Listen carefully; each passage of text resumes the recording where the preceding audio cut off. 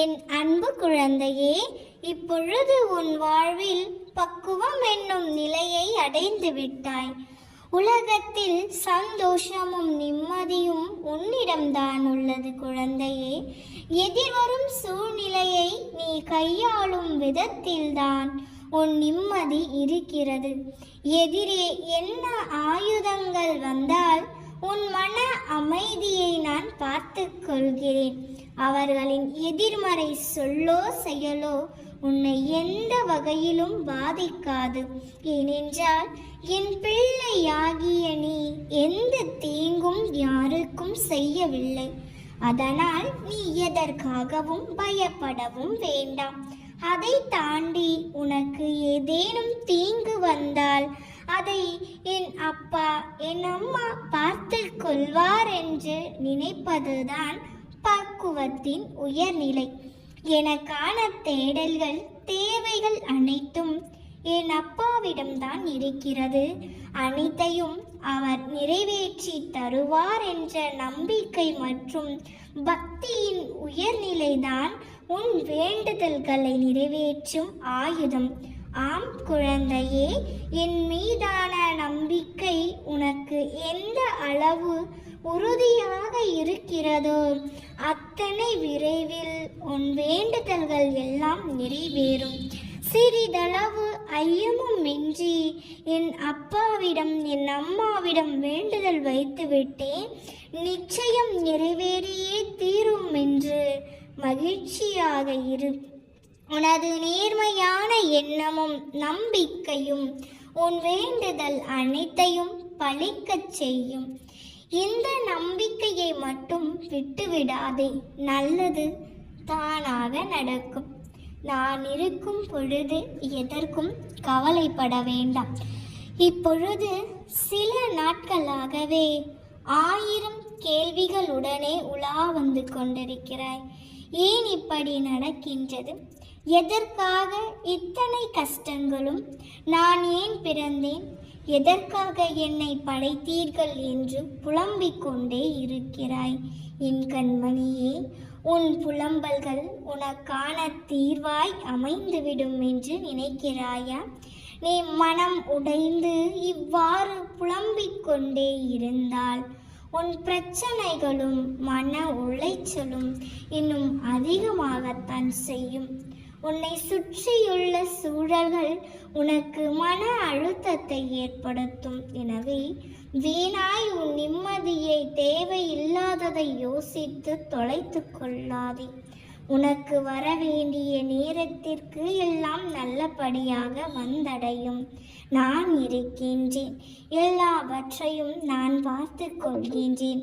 நான் பொறுப்பு எல்லாவற்றிற்கும். உன் மன ஏக்கங்களை குறித்துக்கள். அது உன்னை வெறுமையாக்கிவிடும். நமக்கென்று நம் அப்பா தரும் எல்லாம் நல்லதற்கே என்று நம்பு. நல்ல விஷயங்களை சில நேரங்கள் கிடைக்க தாமதமாகலாம், ஆனால் தப்பாது. உனக்கு கண்டிப்பாக நல்லதே நடக்கும். என் கையில் இருந்து ஆசி பெற்று சந்தோஷமாக வாழ்வாய். வாழ்க்கையில் மழை அடித்து கொண்டே இருக்கிறது. என்ன செய்வதென்று தெரியாமல் வெள்ளத்தில் தத்தளிக்கிறாய். ஒதுங்க கூட இடைவெளி இல்லை என்று கண்ணீர் விடுகிறாய். என் கண்மணியே, உன் வாழ்க்கையில் புயலாய் சூறாவளியாய் வந்த அனைத்து சீற்றங்களும் வந்த வழி தெரியாமல் மறைய போகிறது. இது மாயை நிறைந்த உலகம். மாயை நிறைந்த உலகத்தில் நேர்மறையாக வாழ்வதென்பது சவாலாக தெரியும். நேர்மறையில் வாழும் பொழுது எதிர்மறையின் தொந்தரவும் மாயை விதி என்ற ரூபத்தில் இருக்கத்தான் செய்யும். உன்னை போன்ற நேர்மறையான ஆட்கள் முன்னே சென்றால் நிழல்களாய் எதிர்மறைகள் உன்னை பின்தொடரத்தான் செய்யும். அதனால் கவலைகள், சோகங்கள் என்று உன் மன தைரியங்களை குப்பையாக்கி கொள்ளாதே. உன்னை பாதிக்கும் எந்த ஒரு நிகழ்வையும் தூக்கி எறிந்து செல். உன்னை தாழ்த்தி பேசி உன்னை பலவீனமாக்கும் எந்த உறவுகளையும் தூக்கி எறிந்து விட்டு வா. உன் மனதை ரணமாக்கிய நிகழ்வுகளை எல்லாம் மறந்துவிடு. என் பிள்ளையாக மட்டும் வாழ்வை எதிர்நோக்கி செல்.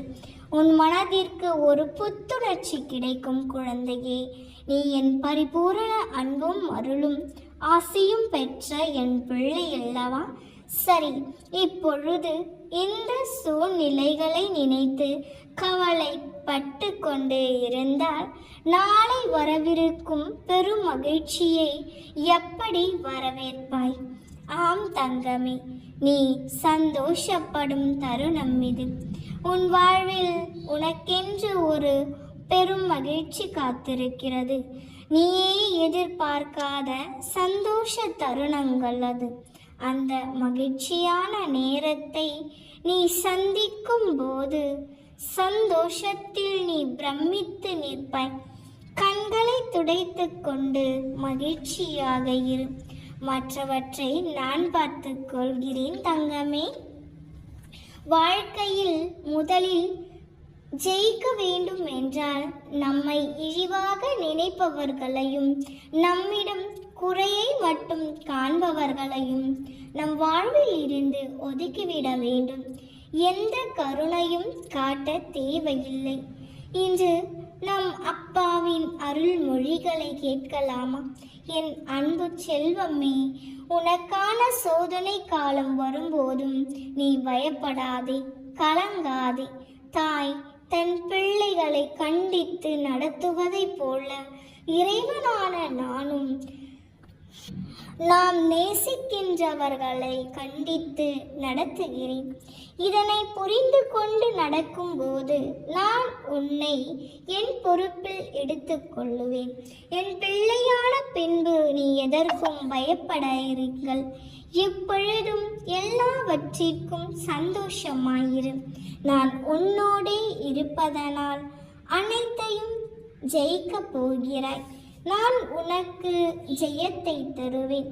கஷ்டம் வந்தால் துவண்டு போகாதே. அது உன் பூர்வ ஜென்ம கர்மா.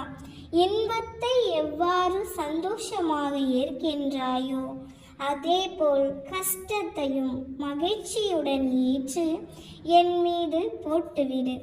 நான் பார்த்து கொள்கிறேன். என் பிள்ளையான நீ பலம் கொண்டு திட மனதோடு இருக்க வேண்டும். நான் உன்னோடு இருக்கும்போது பயம் உன்னை ஆட்கொள்ளி விடுவேனா? உன்னை ஒருபோதும் கைவிடவே மாட்டேன். எதற்கும் பயப்படாதே. எப்பொழுதும் என் கை உன்னை காக்கும்.